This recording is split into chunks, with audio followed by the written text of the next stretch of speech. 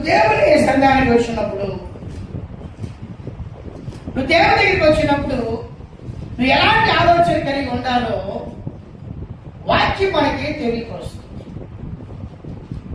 చదవండి ప్రసంగి పుస్తకం 5వ అధ్యాయము 2వ వచనం ఇలా రాయబడుతుంది. 2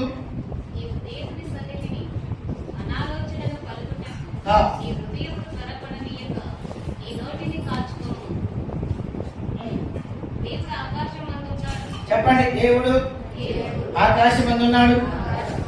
తర్వాత చెప్పండి చెప్పండి. దేవుడు ఆకాశమందు ఉన్నాడు, నేను కూడా మేఘాల్లో ఉన్నాను.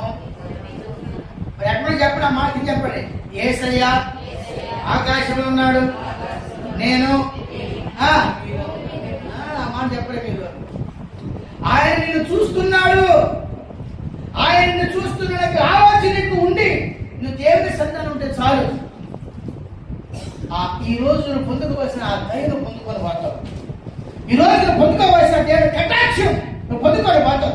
అందుకని ఆ మాట చక్కగా చదువుకుందాం, మనం స్పష్టంగా చదువుకుందాం. ప్రసంగి రాసిన పుస్తకం 5వ అధ్యాయము 2వ వచనం 3వ వచనం 2 కలిపి మనం చదువుకుందాం. చదవండి. నీవు దేవుని సన్నిధిని అనాలోచనగా పలుకుటకు నీ హృదయమును త్వరపడనీయంగా.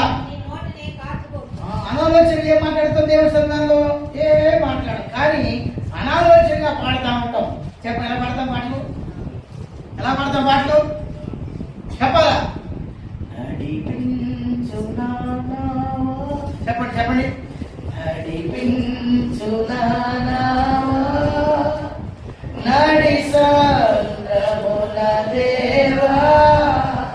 ఆమేన్. ప్రార్థన అయిపోయిన ఏం ప్రార్థన చేసుకుంటారు చెప్పాలి. ఆరాధన అయిన ఏం ప్రార్థన చేసుకుంటారు? నా దగ్గరికి వచ్చి మళ్ళీ ఆడకెళ్తాను, ఏడికెళ్తాను, నచ్చేస్తాను, ఇచ్చేస్తాను. పాటే పాడాము. చెప్పండి. నడిపించు. ఎంత మంచి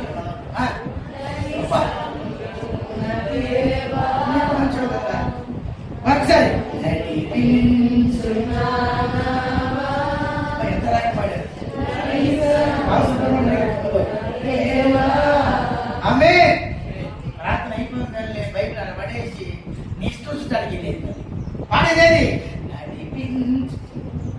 ఇదేమో నడిపించమని అడిగితే నా ఇష్టం కాదు. యాడ్ చూసింది కనపడేది. ఇది అనాలోచనగా పాడుతూ ఉంటావు. పాడేదేమో నడిపించు.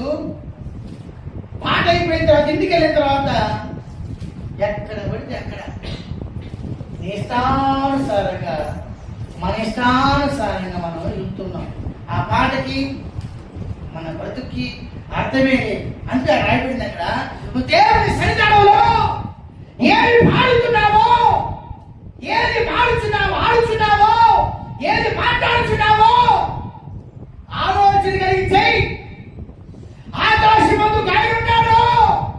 ఆయన ఏం చేస్తూ ఉంటాడంట? చెప్పండి. ఆయన ఏం చేస్తాడు? చెప్పాలి. ఆయన ఏం చేస్తూ ఉంటాడు? చెప్పాలి. ఏం చేస్తూ ఉంటాడు? ఆయన చెప్తేనే చెప్పేది బాబు, మీకు ఏం తెలియదు బాబు. చెప్పండి. ఏం చేస్తూ ఉంటాడు? ఇంటూ ఉంటాడు. చూస్తాను, ఇంటికి చూద్దాం. ఆ సంఘాలు ఏం పాడావు?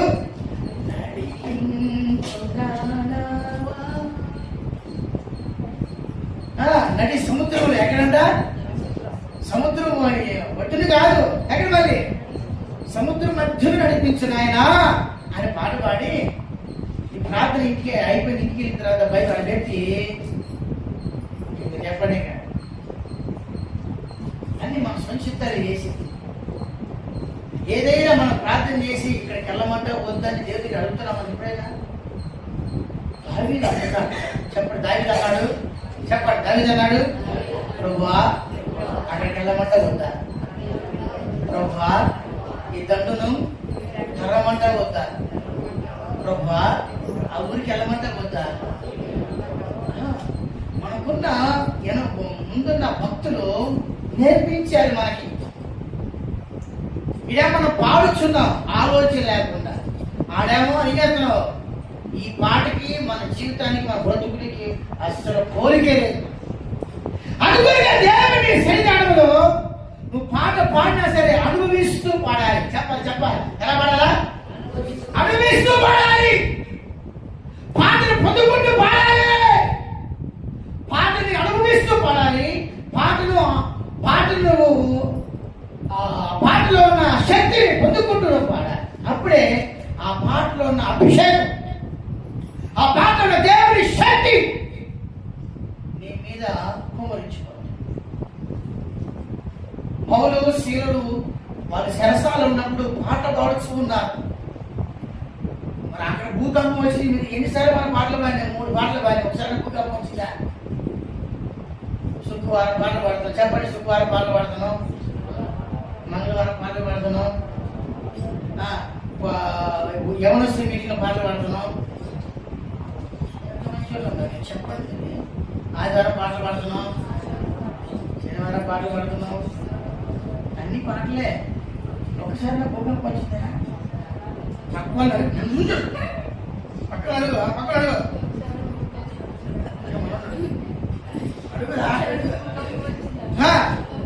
ఇన్ని పాటలు పాడినాము,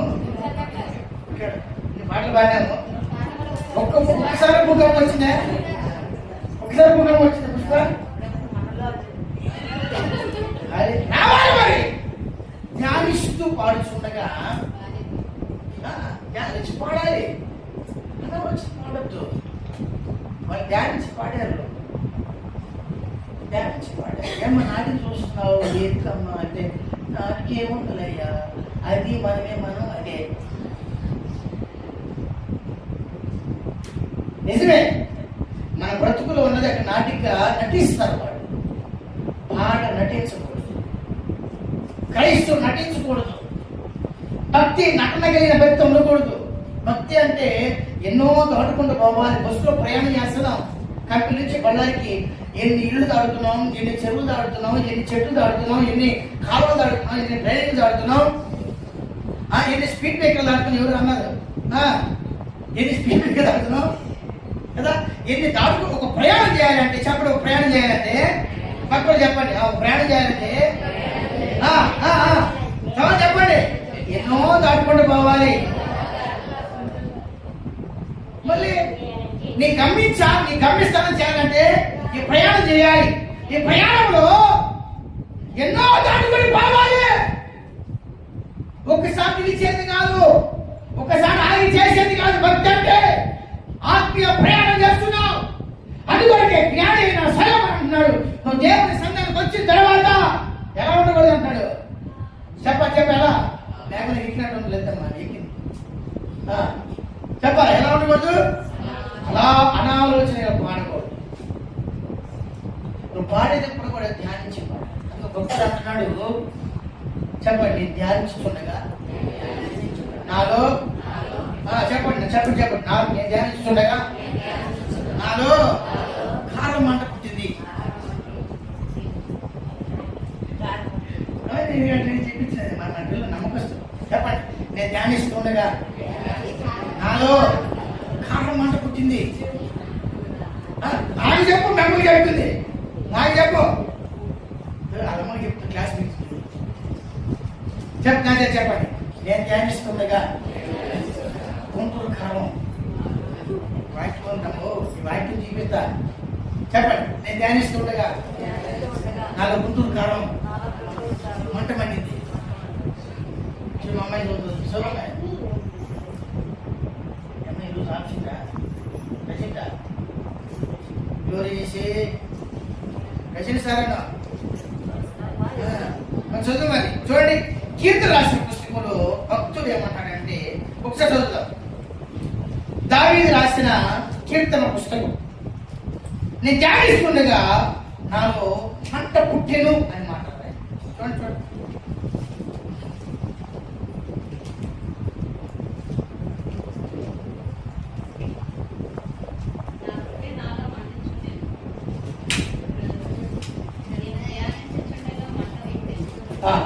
అట్లా చెప్పిన చూడండి, కీర్తన రాసిన పుస్తకం 39వ అధ్యాయం 3వ వచనం చూడండి. కీర్తనకుడు అధ్యాయం 39 వచ్చిన చూడు.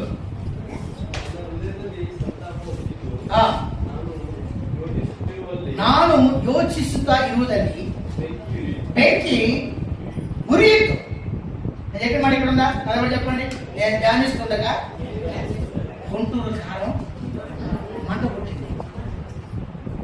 ఉందా లేదా? గుంటూరు కారం లేదు, మంట పుట్టిందని చెప్పాను. హల్లెలూయా. నువ్వు ధ్యానించి పాడాలి.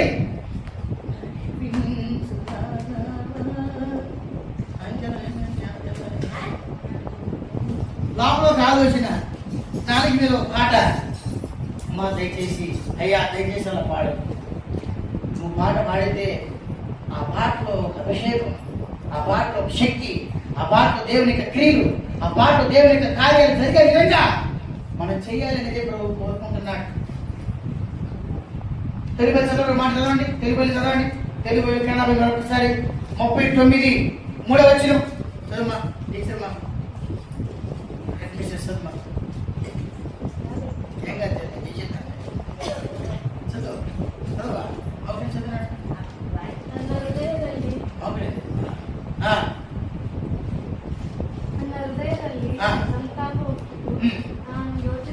ನಾನು ಕಳೆದ ಬಂದಿದೆ. ಯೋಚಿಸುತ್ತಾ ಇರುವಾಗ ಬೆಂಕಿ ಉರಿಯಿತು.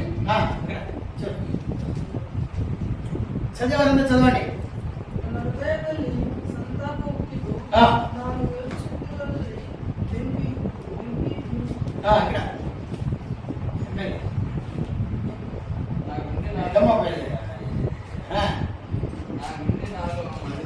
ఎందుకు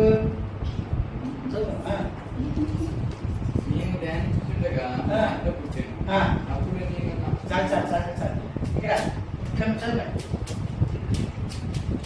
చెప్పమ్మా. అదే అప్పటికి అర్థం కాదు, చెప్పు. అప్పటికి అర్థం కాదు, కన్ఫ్యూజ్ అయినట్టుంది. 39 అమ్మా. నా భార్య సావాసం కదా. సరే చదువుమా. ఎందుకు? ధ్యానిస్తుండగా. చెప్పండి, ఎలా ఏం చేస్తుండగా? ధ్యానిస్తుండగా. నువ్వు ఆకాశంలో ఉన్న దేవుణ్ణి చూస్తూ, ఆయన ఉండాలని ధ్యానిస్తూ నువ్వు పాలించు ఉంటే నీలో ఏమిటంట? పక్కన చెప్పండి. నీలో ఉంటుంది కాదే. పక్కన చెప్పండి, నాకు చెప్తాది. చెప్పు, ధ్యానించి పాడు. చెప్పమ్మా, లక్ష్మణ్ చెప్పు.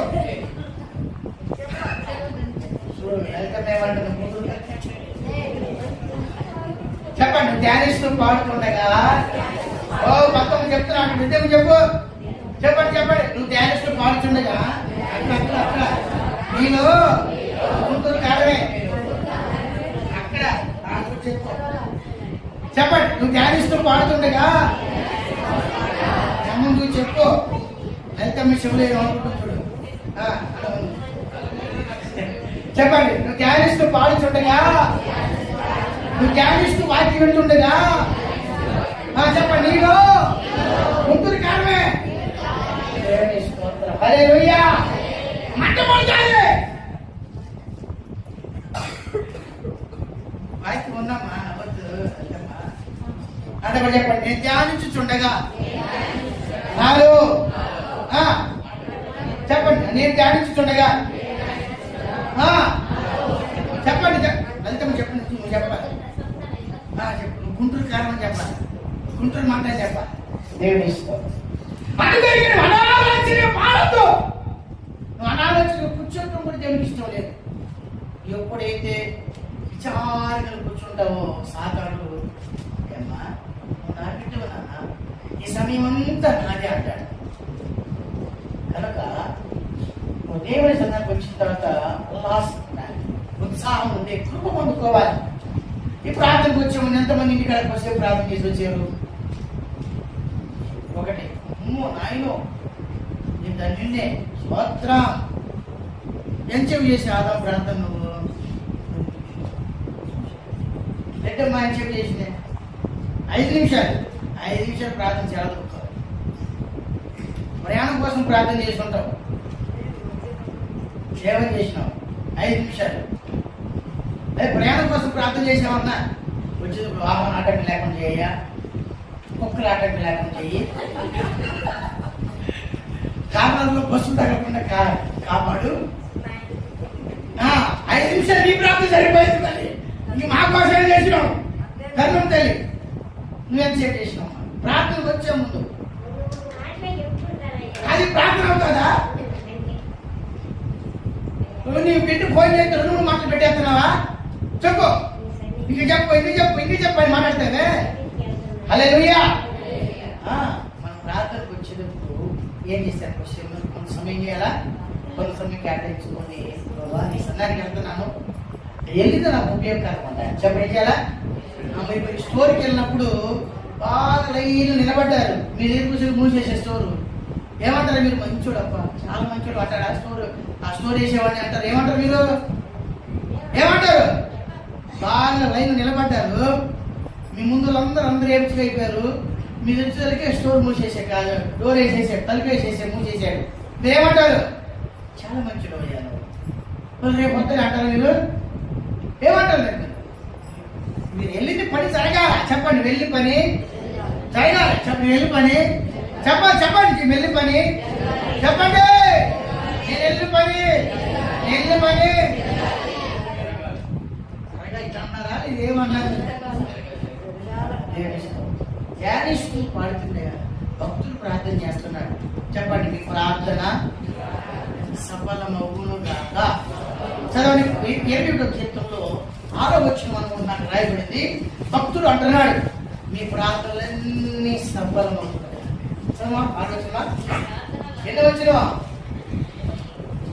20వ అధ్యాయం 5వ వచనం. 5వ వచనం చివరిలో అయిన వచనం. నీ ప్రార్థనలన్నీ యెహోవా.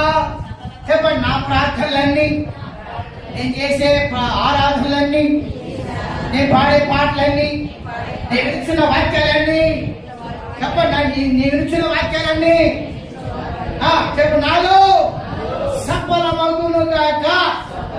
చెప్పండి, సఫలమగును గాక. హల్లెలూయా. అందుకొరకే జ్ఞాని అయిన సొలొమోను అంటున్నాడు, నువ్వు దేవుని సన్నిధికి వెళ్ళినప్పుడు జాగ్రత్త. దేవుని సన్నిధికి వెళ్ళినప్పుడు జాగ్రత్త. ఇంకా నువ్వు అనాలోచితను ఉండొద్దు అని. దేవుడు ఆకాశం ఉన్నాడు. నువ్వు ఆరాధన చేస్తుంటే నీకు ఇవ్వబడిన దూత ఉంటుంది. దేవుడి దూత నీకు కాపులుగా దేవుడు పంపిస్తాడు దూతలు. ఆ దూత నీ గురించి రాసుకుంటూ ఉంటాడు. నేనేం రాసుకుంటా, నీవేం చేస్తావు, ఈయనేం చేస్తున్నాడు, ఈ సేవకుడు ఏం చేస్తున్నాడు, లోపలికి పోయి ఈయనేం చేస్తున్నాడు కూర్చొని అని నీ కోసం నా గురించి నీ గురించి ఏం చేస్తున్నాడు.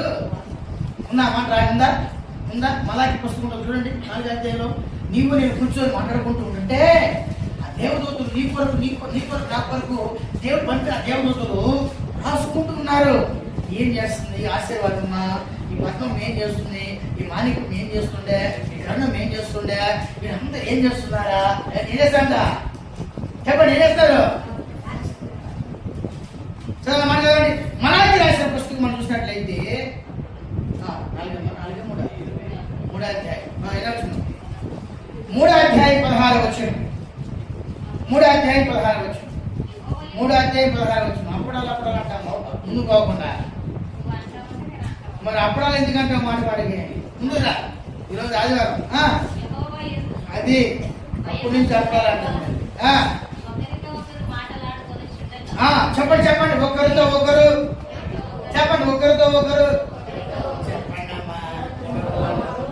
మాట్లాడుతుండగా హల్లెలూయా. ఎవరు వింటున్నారంట? దేవదూతలు వింటూ రాస్తున్నారు. ఏం మాట్లాడుతున్నావో, దేవుని సంఘాలు ఏం వింటున్నావో. అందుకే ఒకవేళ నీ కుటుంబంలో అద్భుతం జరగట్లేదేమో. అద్భుతాలు జరగబడిన కారణం అదే. అపోస్తలుడైన పౌలు వాక్యం చెప్తూ ఉండగా ఒక కుంటి వాడు వాక్యం వింటూ ఉంటే అతని విశ్వాసం పెరుగుతూ ఉన్నది. హల్లెలూయా. వెంటనే ఆత్మీయుడు చెప్పాడు, పౌలా ఆ వ్యక్తి చూసావా, నువ్వు వాక్యం చెప్తుంటే నాలో విశ్వాసం పెంచుకుని వస్తున్నాడు, చేయబెట్టి ప్రార్థన చేయాలన్నాడు. అంతే. అందులో గుడ్డితనం వెళ్ళిపోయింది. ఇంకోసారి చెప్తా, అతనిలో గుడ్డితనం వెళ్ళిపోయింది. అతనిలో గుడ్డితనం వెళ్ళిపోయింది. హల్లెలూయా. వాక్యం వినేటప్పుడు సాతాను నిన్ను వాక్యం వినకుండా చేస్తూ దేవుని నామాన్ని బట్టి నువ్వు పొందుకోవలసిన ఆశీర్వాదాలను అడ్డుపడుతున్నాడు. వాక్యం రాయబడింది, నువ్వు మాట్లాడుచు ఉండగా, నువ్వు పాట పాడుచు ఉండగా, నువ్వు ధ్యానిస్తూ ఉండగా, నువ్వు వింటూ ఉండగా దేవుడు వచ్చి రాసుకుంటా. ఈ రోజు పొందుకోవలసిన దేవుని దయ, ఈ రోజు పొందుకోవలసిన దేవుని యొక్క కాపుదల, ఈ రోజు పొందుకోవలసిన దేవుని యొక్క అభిషేకం నిన్ను పొందుకోలేకుండా నీ ద్వారాగే ఆటంకాలు పుట్టిస్తాడు సాతాను. అయితే దేవుని వాక్యాన్ని వింటున్నప్పుడు, దేవుని సన్నిధిలో పాడుచున్నప్పుడు, దేవుని సన్నిధానంలో నువ్వు కూర్చున్నప్పుడు చూడండి, అపోస్తలులు రాసిన కార్యాల్లో ఇలా రాయబడుచున్న అపోస్తలుల కార్యాలు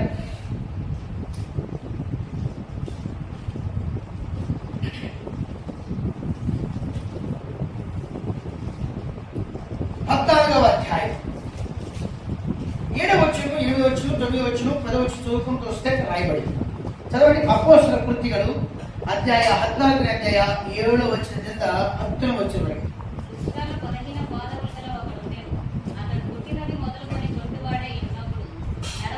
చెప్పండి, అలాంటి అతనికి పాదాలు ఎలా ఉన్నాయంట?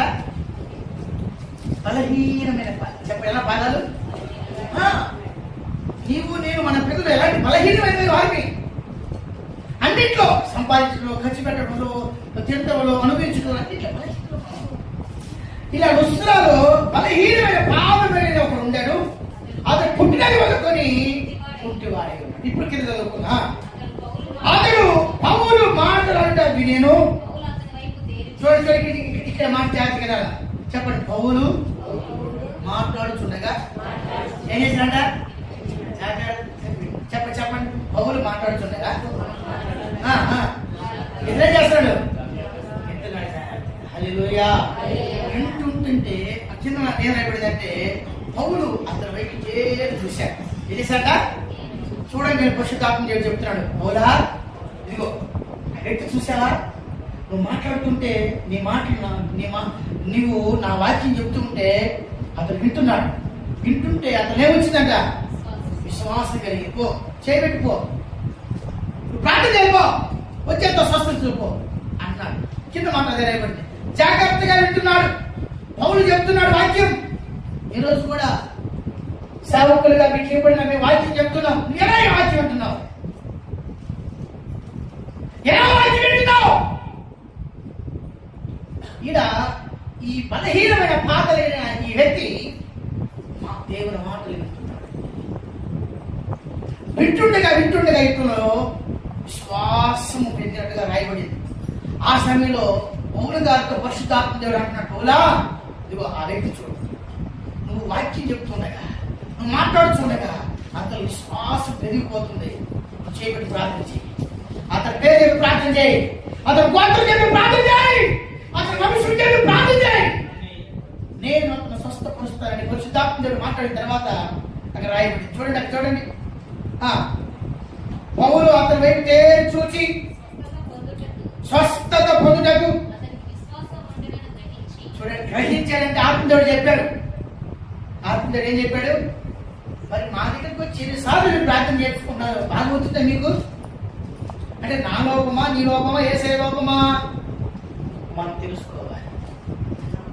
తెలుసుకోవాలి. నా లోపం ఏముందో నేను తెలుసుకోవాలి, నీ లోపం ఏముందో నువ్వు తెలుసుకోవాలి. మన దేవుడు లోపం లేని వాడైనా, నాలో పాపం లేదని ఆయన చెప్పిన వాడైనా, నాలో పాపం ఉంటే ఎవరైనా రుజుపరచమని చెప్పాడు. అలాంటి చాలా తెలుస్తాడు ఆయన. ఒకవేళ లోపం నాలో ఉండొచ్చు, ఒకవేళ లోపం నీలో ఉండొచ్చు. ఈయన తీసుకెళ్లి దేవుడి మీద వేయకూడదు. మనం ఆయన అన్ని చేస్తాం. ఇక్కడ మనుషులు స్వస్థ చదువుకున్నా మనం. ఆ కన్నడ తల్లి తెలుగు ఏడో పుస్తకాలు చదువుకున్నా స్వస్థ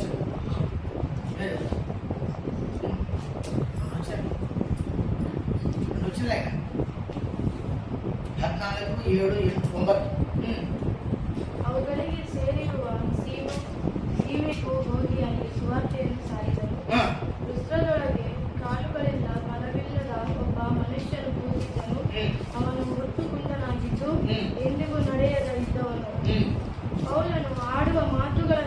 ఇక్కడ బాగా జాగ్రత్త పౌలు ఆడువ మాటలను ಅವನು ಕಿವಿಗೊಟ್ಟು ಕೇಳುತ್ತಿದ್ದನು. ಪೌಲನು ಅವನನ್ನು ಸ್ಥಿರವಾಗಿ ನೋಡಿ ವಾಸಿಯಾಗುವುದಕ್ಕೆ ಬೇಕಾದ ನಂಬಿಕೆಯು ಅವನಲ್ಲಿ ಉಂಟೆಂದು ತಿಳಿದು ನಿನ್ನ ಕಾಲೂರಿ ನೆಟ್ಟಿಗೆ ನಿಂತಿಕೋ ಎಂದು ಮಹಾಧ್ವನಿಯಿಂದ ಹೇಳಿದನು. ಕೂಡಲೇ ಆ ಮನುಷ್ಯನು స్వస్థ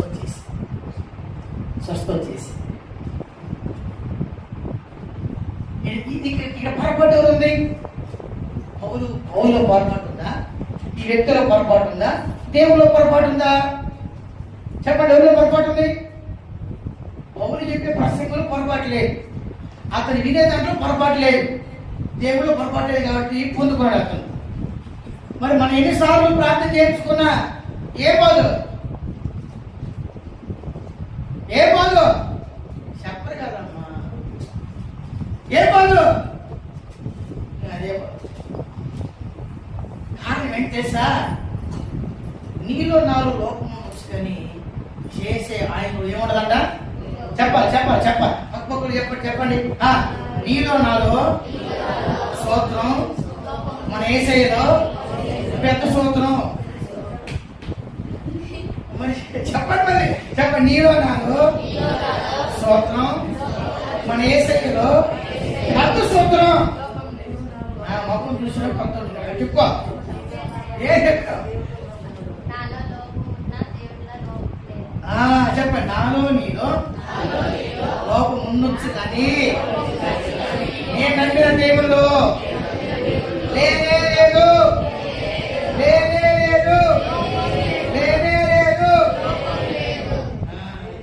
చెప్తాను మీరు ఎంత అదృష్టవంతులు మీరు. ఇది మీరు నేను తెలుసుకోవాలి. ఇక్కడే సాతానుడు నిన్ను నన్ను ఈ యొక్క నేత్రాలు గుడ్డితనం కలిగేసి నా దేవుడు ఏమి చేయలేని వాడని ఆలోచన చేస్తాను. అందుకే సాలమోను జ్ఞాని అన్నాడు. అందుకని దావీదు భక్తులను 39వ కీర్తన 3వ వచనంలో అందుకని అపోస్తలుల కార్యం 16వ అధ్యాయంలో పౌలు శీల చెప్పాడు. అందుకని అపోస్తలుల కార్యం 14వ అధ్యాయంలో చదువుకున్నాం. మలాకి పుస్తకం 3వ అధ్యాయంలో మనం చదువుకున్నాం. అక్కడ ఇద్దరు కూర్చొని మాట్లాడుతుంటే మూతులు వచ్చి రాసుకుంటూ ఉంటారు. మరి ఈరోజు ఈ ఆరాధనలో నువ్వేం నేర్చుకున్నావు? ఈరోజు ఈ ఆరాధన నువ్వేం పొందుకోబోతున్నావు? ఈ ప్రాంతంలో నువ్వేం పొందుకోవడానికి సిద్ధపడ్డావు? అది నువ్వు తెలుసుకుంటే చాలు. మేము ఉపవాసం ఉన్న సంవత్సరంలా, మేము ఏడవలసిన సంవత్సరంలా, మేము 4 గంటలు 3 గంటలు లేచి స్తోత్రం చెప్పాల్సిన అవసరంలా. ఎన్ని అవసరం ఎప్పుడు తెలుసా? ఎప్పుడు వస్తురాలు అతడు ఎలా ఉన్నాడంట? బలహీనమైన పాదాలు కలిగిన వాడు ఉన్నాడు. అందుకే మేము స్తోత్రాలు చెప్పాల్సి వస్తుంది. అందుకే మా దేవుడు ఆయన నిద్రపోడు కుంకుడు కాబట్టి ఎప్పుడు లేపుతాడు ఆయన. నేను చెప్పిన నాయన నువ్వు ఒంటి గంటకి ఎందుకు లేపుతావో నాకు తెలియదు. ఒంటి గంటకి నేను లేచి ఎందుకు ప్రార్థన చేయను నాకు తెలియదు. ఇది ఆయన ఎందుకు లేచేయమని ప్రార్థన చేసి మన దేవుడు ఏం చేయడం చెప్పండి? ఏం చేయడం మన దేవుడు? మునకడు ఒంటి గంట లేపుతారండి. ఒంటి గంట లేపు కూర్చోబెడతారు ప్రార్థన చేయాలని. కళ్ళు మంటలు పడుతూ ఉంటాయి. ఎన్ని సూత్రాలు చెప్పినా, ఎన్ని నీళ్ళు అయినా ప్రార్థన ఎందుకునైనా 1 గంటకు లేపుతున్నావు? నువ్వు ఎందుకు లేపుతున్నావు నాకు అర్థం కావట్లా. నేను ఎందుకు లేచి ప్రార్థన చేయలేకపోతున్నా నాకు అర్థం కావట్లా. ఈ విషయంలో నాకు గ్రహించగలిగిన ఆలోచన దయచేయమని ప్రార్థన చేస్తాను. మన 4 గంటలు లేపుతాడు. మళ్ళీ ఆయన గురుకోడు. హల్లెలూయా. మన ఇంట్లో ముసలోళ్ళు ఉంటే ఏం చేస్తారు? మాటకి లలితమ్మ లేచినావా 1 గంటకి లేపుతారు. 1 గంటలు లేపుతారు, దుగుతుంది. లక్ష్మ అయితే యాపో ఆమె నిద్ర రాదు, నేను నిద్ర వాలి. మన ఏసయ్య అంటే ఆయన ఏం చేస్తాడు? ఆయన చేయడు. చెప్పండి ఏసయ్య ఏసయ్యా అంతే చెప్పండి. ఏసయ్యా నువ్వంతే, ఏసయ్యా నన్నంతే. అంతే కదా. ఆయన ఏం చేయడంట? మునకడు నిద్రపోడు. నిన్నేం చేయలేడు ఆయన, నన్నేం చేయలేడు ఆయన. లే ఆ కోసం లే ఈయన కోసం లేపుతాడు, 1 గంట లేపుతాడు. కొనుక్కునేదే ఆ 11:30 ఎంత అవుతుంది. కళ్ళు మంట పడుతూ ఉంటాయి. కొంచెం పోరాడే భయాన్ని ఎక్కువ. అందుకొరకు ఈ విషయంలో ఒకవేళ ఈ దోషం మీ మీద రాకుండా ఉండే నిమిత్తమే ప్రార్థన చేస్తాం. ఆ ప్రార్థన ఏంటంటే, ఎందుకు నువ్వు 1 గంటకు లేపుతున్నావో నాకు అర్థం కాలేదు, 1 గంటకు నేను లేచి ఎందుకు నేను ప్రార్థన చేసి నాకు అర్థం కాలేదు. ఈ విషయాన్ని నాకేం తెలియపరచు, పోయించు, ఆలోచించే. లేకపోతే ఈ శాపం మీ మీదకి వస్తుంది. నేను ప్రార్థన చేయకపోయిన శాపం మీది మీదకి, మీరు ప్రార్థన చేయకపోయిన శాపం మీ మీదకి. అది మాది మరి మీ మీదకి రాకూడదు కదా. అందుకు అలాగా దేవుని హల్లెలూయా వాక్యం రాయబడుతుంది. నువ్వు దేవుని సంఘానికి వచ్చిన తర్వాత ఎలా ఉండాలో నేర్చుకో. ఫస్ట్ ఎలా ఉండాలో నేర్చుకో. నీ ఇష్టానుసారిగా నువ్వు కూర్చొని, ఇష్టానుసారి నువ్వు పాడి, నీ ఇష్టానుసారి నువ్వు మాట్లాడి, నీ ఇష్టానుసారి వింటే ఏం ప్రయోజనం? టైం వేస్ట్, ఈ సమయం వేస్ట్. ఇంతసేపు నువ్వు కూర్చున్నావే, ఇదంతా వ్యర్థమే కదా. అందుకొరకే పౌలు గారు అంటున్నాడు, ఇది జీవము కలిగిన దేవుని మందిరం. ఈ మందిరానికి వచ్చే విశ్వాసులకి, ఈ మందిరానికి వచ్చే దేవుడి బిడ్డలకు, దేవుడి సొత్తుకు, దేవుడి స్వాస్థ్యముకు ఈ మందిరం ఎలా నడుచుకోవాలో బోధించు. ఓ తిమోతి, నీ దగ్గరికి వచ్చే ఆ తల్లులకు, ఆ యవనస్తులకు, ఆ ఇక ఎర్రనాటులకు, ఆ వృద్ధులకు, ఆ పెద్దవారికి, ఆ మగవారికి, ఆ స్త్రీలకు బోధించు. నువ్వు ఇది జీవగల దేవుని సంఘం అని నువ్వు బోధించాలి. నువ్వు బోధించకపోతే వాళ్ళే తెలుసుకుంటారు. ఆ మాట చదివి మనం ముగించుకుందాం. తిమోతి రాసిన పత్రిక పోయి మనం తిప్పుదాం. ఆ చదివిన తర్వాత మనం ప్రసంగాలు ముగించుకుందాం.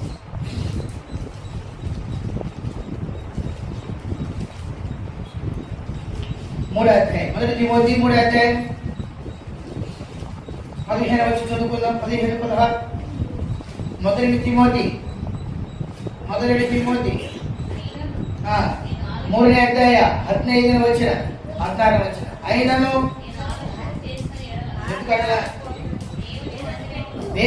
వినండి, దేవుని మందిరంలో చెప్పండి, దేవుని మందిరంలో అనగా చెప్పండి అమ్మా.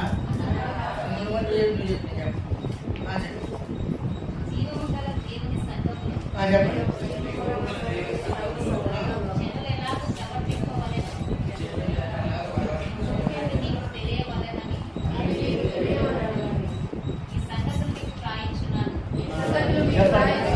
ఇది తెలుసుకుంటాను సార్, ఇది తెలుసుకుంటాను సార్. నేను మా పోరాటం వెళ్ళిపోను. అమ్మ చెప్పింది ఎడమవైపు చేతులు కాలు చోము రాకూడదు. ఎడమవైపు కుడి వైపు వచ్చిన పర్వాలేదు, ఎడమవైపు రాకూడదు. ఎడమవైపు ఏముంటుంది చెప్పండి? హార్ట్. హల్లెలూయా. మనం తెలుసుకోవాలి. జీవము కలిగిన దేవుని సన్నిధానంలో జనులు ఎలా ప్రవర్తించాలో వారికి తెలియచేయమని చెప్తున్నాడు పౌలుగా. మీకు నేను నేర్పించాలి, మీరు నేర్చుకోవాలి, మీరు తెలుసుకోవాలి. రాత్రికి వచ్చిన తర్వాత నిద్రపోకూడదు. చెప్పండి, ఏం చేయకూడదు? అమ్మ, నేను మా భాష గారికి 2 సార్లు అసిస్టెంట్గా ఉన్నాను, కేరళ భాష గారికి. ఆయన నాకు 24 గంటలు నాకు నిద్ర టైం ఇచ్చేది 2 లేదా 3 గంటలు లేదా 4 గంటలు. ఎక్కువ అంటే 4 గంటలే, తక్కువ అంటే 2 గంటలు ఇస్తాడు. 24 గంటలు నిద్ర నాకు. మన 4 గంటలు ప్రార్థనలు లేవాలి, మళ్ళీ 6 గంటలు ప్రార్థనలు కూర్చోవాలి. ఎప్పుడంటే నిద్రపోయేలా లేవుతారు అందరూ. ఏం కలిపెడతారు? ఏం పని చేసినారు నువ్వు? ఏం పని చేసినాడు? నిద్రపోతూ ఉంటాడు. హల్లెలూయా. మన 4 గంటలు లెగిస్తే మన రాత్రి 9 1 2 అవుతుంది. పొద్దున్న 4 గంటలు లెగిస్తే మన కొడుకుడు ఎప్పుడు అది 12 అవ్వచ్చు, 1 అవ్వచ్చు, 2 అవ్వచ్చు. ఆయన నిద్రపోయిన తర్వాతే నేను నిద్రపోయాను. ఆయన నిద్రపోయిన తర్వాత బయటకు వచ్చి తాళం వేసుకుని మన కిటికీలో వచ్చి తాళం లోపలికి వేసి నేర్పోయిపోతాం. హీట్ అదంతా డ్రమ్ నిన్న నీళ్ళు పట్టుకొని 6 గంటలు లెప్పిస్తారు కదా, ఆన్ చేసి వెళ్ళిపోతాం ప్రార్థన. కాకపోతే నీళ్ళు స్నానం చేసి వాష్ కానీ తాగడానికి కొబ్బరి నీళ్ళు కానీ టీ కానీ కారు కానీ 5 గంటలు స్టార్ట్ అవుతుంది తాగడానికి. 4 గంటలు వేస్తే నెక్స్ట్ అర్ధరాత్రులు 2 అవ్వచ్చు 1 అవ్వచ్చు చెప్పలేదు. ఏ టైం అంటారు ఒకసారి ఆయన కాళ్ళ పడుకొని ఎత్తుకోవాలి. 4 గంటలు ఎక్కుతారు ఆయన నేను పైకి పోయి వాళ్ళు నీళ్ళు పట్టుకొని బ్రష్ చేసి వాళ్ళు వచ్చి ప్రార్థన. ఇది నా యొక్క జీవితంలో జరిగిన మా సేవకు ఇచ్చే ట్రైనింగ్. నాకు ఎలాగూ చేయాలో నేర్చుకోవాలి. దేవుని మందిరానికి వచ్చిన తర్వాత నిద్రపోకూడదు. నిద్రపోతే అందరూ దేవుతాడు రేపే సేమ్ పని చేసి అందరూ తెలుసు. ఈ లేకపోతే నీళ్ళు కూడా తీసుకొని తాగాడు అందరూ తెలుసు. అందరూ తెలుసు కాబట్టి ఏమంటారు ఎవరు చూస్తారంటే. ఆయన ఏమంటాడు, ప్రార్థనకు వచ్చిన తర్వాత దేని చేయించాలి నువ్వు? దేని చేయించాలి చెప్పండి. ప్రార్థనకు వచ్చి దేని చేయించాలి నువ్వు? నిద్ర చేయించాలి.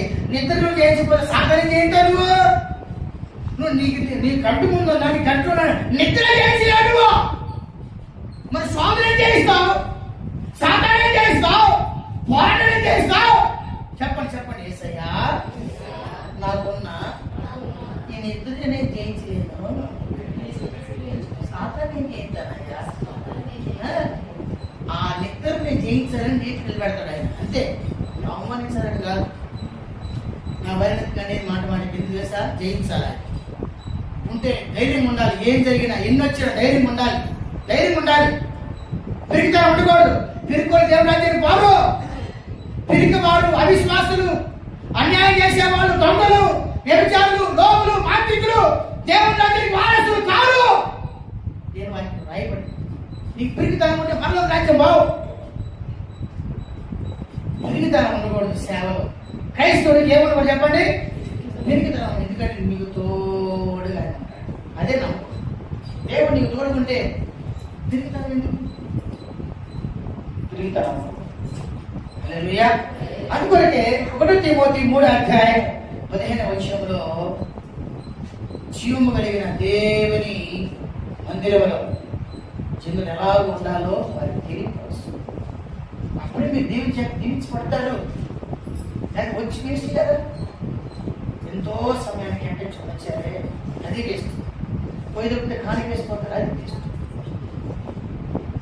నేను కనబడదన్నా ప్రార్థన చేసుకున్నాను. ప్రభువా చెప్పండి, ప్రభువా ఏ సమయం నాకు వ్యర్థం కాకూడదు, వేసే కాని వ్యర్థం కాదు, ఇంత సమయం నాకు వ్యర్థం కాదు. నేను చెప్పండి ప్రార్థన చేసుకుందాం. స్తోత్రం హల్లెలూయా. స్తోత్రం. చేసావా? మరి ఏం చేసావా?